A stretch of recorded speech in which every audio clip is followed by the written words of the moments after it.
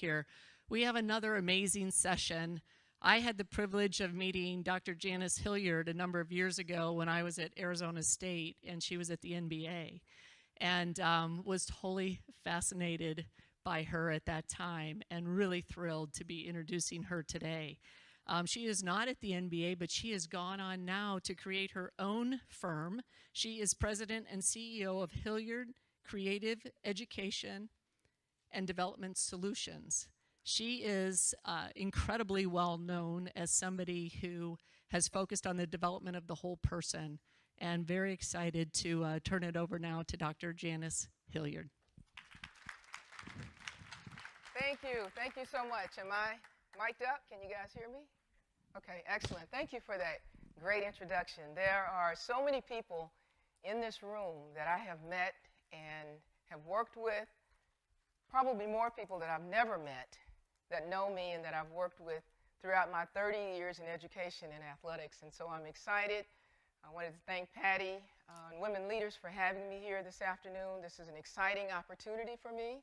But having folks in the room who are my mentors and people who I have mentored makes it even more exciting. So I'm excited to be here. But thank you for being here. It's really exciting for me. I am a native Texan. To actually be home in the state of Texas and to be back in Houston is very, very exciting for me. And the topic that we're going to be talking about today is transformational leadership. And I know that there are transformational leaders in this room. I'm looking at a few of you. So this is an interactive session. Although you won't be able to get up and move around into small groups, you will still be able to share information with each other so that we can learn from each other. And that's the whole goal and the whole objective of this session. So it's interactive. So let's get started. It was mentioned in the introduction that I spent the last 15 years at the NBA in New York City. And to tell you the truth, in all my 30 years in athletics and in education, there's probably only one position that I've ever had that I worked at more than 2 years. Can you believe that? Talk about change and moving around. I had a teaching and a coaching job actually in Texas at a high school, and I worked there for 3 years. And all the other jobs throughout my whole career have been shorter than 3 years.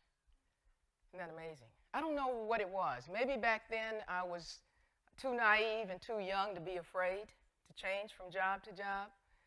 Maybe I was just excited about what I was doing. I was passionate about athletics, on the move, climbing that career ladder.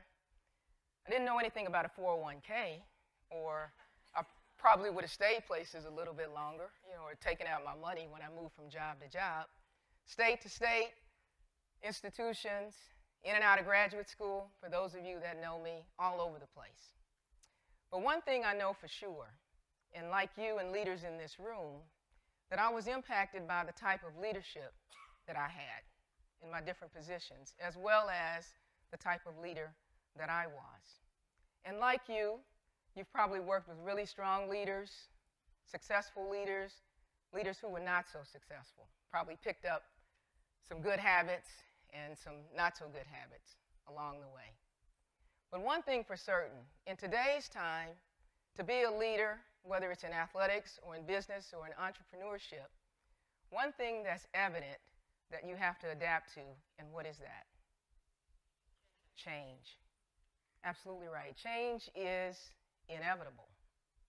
For all the things that you deal with in leadership positions, managing people, managing personalities, managing teams, supervising those unruly coaches, those of you that are in athletics, dealing with issues like gender equity, dealing with gender violence, social activism among student athletes, dealing with people who are trying to raise up or rise up in your businesses, in your organizations. I don't want to mention millennials, because millennials are always used in a negative terminology, but adjusting and being able to manage people and being a leader in today's time just requires a lot of change. So what does that mean? You have to be able to have the support of people above you.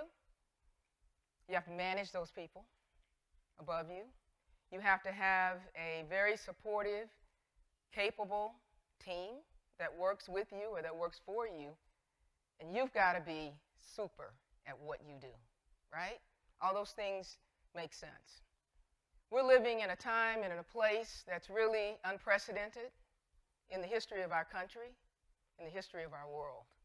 Politically, culturally, socially, athletically, we're dealing with things that we've not seen before. And in order to really be those leaders that we know that we are and that we can be, we have to be able to manage change. What is that about? What does that mean? So this afternoon's session is about a particular style of leadership called transformational leadership. You guys have probably heard about this, right? It's the most researched form of leadership out there in the profession. Who's heard of transformational leadership? Okay, excellent. I'm sure there's transformational leaders in this room that can kind of add a little value to what we're going to talk about today. So as we talk about transformational leadership today, we'll talk about also how do you assess yourself in terms of your leadership style. But most importantly, what I really want to emphasize today is a concept called self-awareness.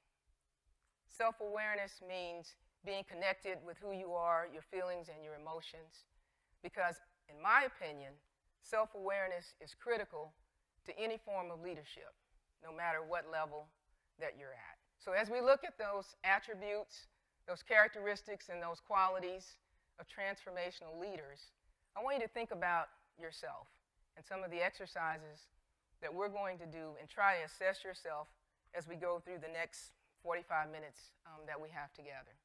Will that work? Okay, so let's move forward. What is transformational leadership?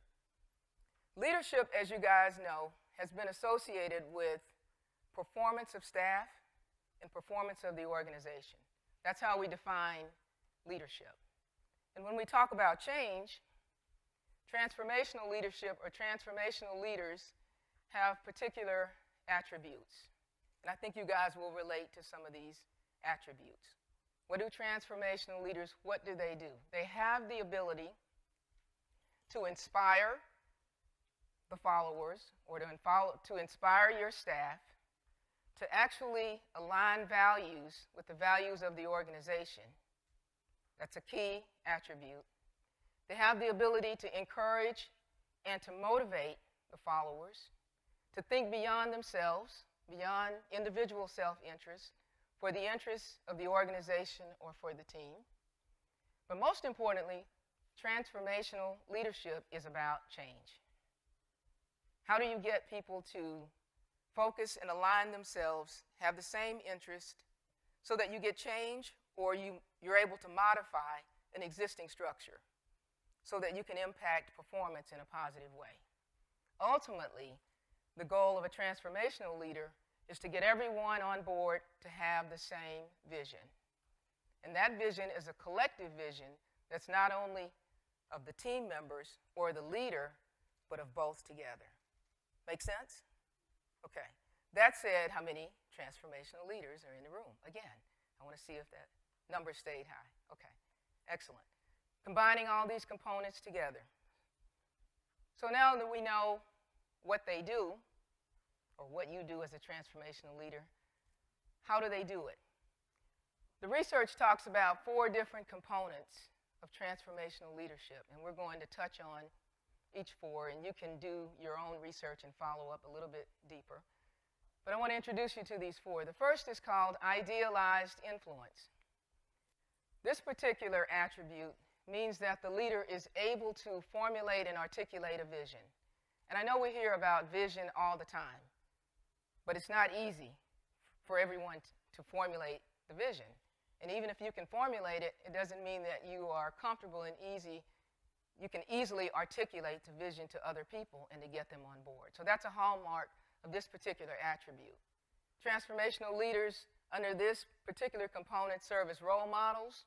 They're able to unite people together, to create the need for change, and to help people to think positively and move in a different direction. The second component is called inspirational motivation. As true to the words, it means the ability to inspire people. It means the ability to arouse emotions, have people feel a certain way, communicating high expectations. Most important element there is being a mentor. Most people in this room are mentors. I talked about all the mentors that I have in this room. Gains trust, using that influence, but arousing people's emotions. It's a particular attribute. Third one is called intellectual stimulation. That has to do with increasing your followers or your team members' awareness as to problems and situations that might be going on in your organization, in your company, in your business, in your department. Sometimes, you know, we can get stuck into working on what we're working on or the project that we're working on, and you never leave your floor or you never leave your department, or the conferences that you go to are only the conferences related to your particular profession. So you're not as aware as what's happening in the larger organization or in other parts of the business. So the idea here is to try and encourage folks to be interested in what's going on in other parts of the organization so that they realize that they have something to contribute, that they can look at things in new ways and create more value. Try to look at ways to encourage you to think about how to solve problems. Okay, since we're all about leaders and leadership, what really counts is the bottom line, right? What really counts is the bottom line. What kind of performance, what was the outcome? Well, the research has shown that there are some benefits to this particular type of leadership, and you see them on the screen. For individuals, obviously people feel more satisfied. When they're more satisfied, they're more loyal. When they're more loyal, they're more committed. They're more productive. They feel good. You want to have people working for and with you who feel good about you and who feel good about themselves. For the organization itself, what do you want? You want more commitment, right? You want people who love their job, who can't wait to get to work in the morning, who can't wait to go out and make that sale, who can't wait to make that $1 million for your company, Felicia, right? You want some people that you can depend on. You want to see their effort. That's an outcome that has been proven to be meaningful, and some of the others that you see. Because you think about outcomes and you think about transformational leaders and you think about these attributes, and maybe you're asking yourself, how do I know where I am? Those of you that are transformational leaders, have you ever taken any assessments that look at these 4 previous characteristics? Has anybody ever taken assessments and kind of evaluated where you are in those spaces? Anybody? Okay, so there are ways to do that. There are transformational leadership assessments. And if anybody is interested, you can hit me up on LinkedIn or email me after this session. Talk to your HR people. So I recommend that you might want to do that to get yourself some feedback. Often when I'm working with teams or groups or even with student athletes, we talk about, you know, taking it to the next level. We obviously don't have time in this room today. We have a short period of time where we would do an exercise. There are some that you can actually download online, and it gives you various forms of feedback. However, we are going to do an exercise. The first one said, I would never require a follower to do something that I wouldn't do. Idealized influence. Idealized influence. What do y'all think? Okay, that's correct. Very good. You're 1 for 5. Second one was, inspiring others has always come easy to me. What do you think? Inspirational. Inspirational motivation. What do you guys think? Yes. Easy, right? Okay. 2 for 5. 3, my followers would say that I'm attentive to their needs. Individualized consideration. Individualized consideration. What do you think? Yes. Correct. You got it right. Oh, they're rocking and rolling. 4, team creativity and innovation are the keys to success. Intellectual stimulation. Intellectual stimulation. Okay, excellent. Here's the last one and the tricky one. I could easily do a task myself, but I delegate it to develop a follower's skills. What do you think? Come on, you. Okay, with this one we were debating amongst our team. Okay, but think really. There's a clue in here. I know what the debate is. You're helping someone to develop their skills. Intellectual stimulation. What do y'all think? What do you think? Idealize what? You're helping someone to develop, to develop their skills. But you're still you're making sure that they're aware of that particular situation. That's why we said intellectual. So that one was the one that we were debating. Because anybody else? What do other people think? Individual consideration. Why? Why were you able to figure that out? Absolutely. They got it. But let's give them a great big hand. They did a great job. And actually, because they stood up, right, and because they volunteered, you get a prize. How about that? So this group, as we sort of wrap up this session, what I've tried to do is really move towards what I think is the most important aspect of leadership. No matter what type of leader that you are, transformational or otherwise, you really need to begin with self-awareness. Who are you? What are you about? How do you relate to others? It sounds kind of simple, but it's a big part of a challenge that we need in today's leadership. It's something that we've overlooked in the past because we've been so focused on performance and production. But we're seeing now, and the research is showing, how important it is to acknowledge your strengths, to acknowledge your weaknesses, and to work on those, and to be realistic. Because if we're able to be self-aware, then we can begin to assess ourselves, whether it's formally or informally. And we just talked about ways to do self-assessment. And as we move kind of up that diagram, you see that self-awareness, self-assessment can lead to the kind of leadership, the change leadership that we need to be effective in today's time. So kind of simple ideas and concepts, but really wanting to drill home today the idea of self-awareness.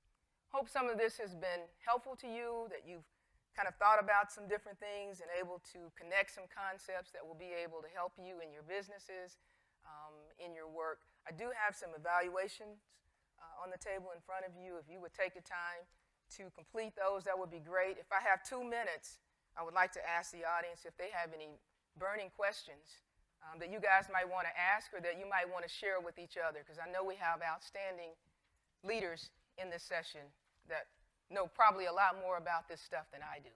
Any questions from any? Janice, as you wrap, could you share just an elevator tour of your current company? Okay, excellent. Thank you for put this pitch in, this PR.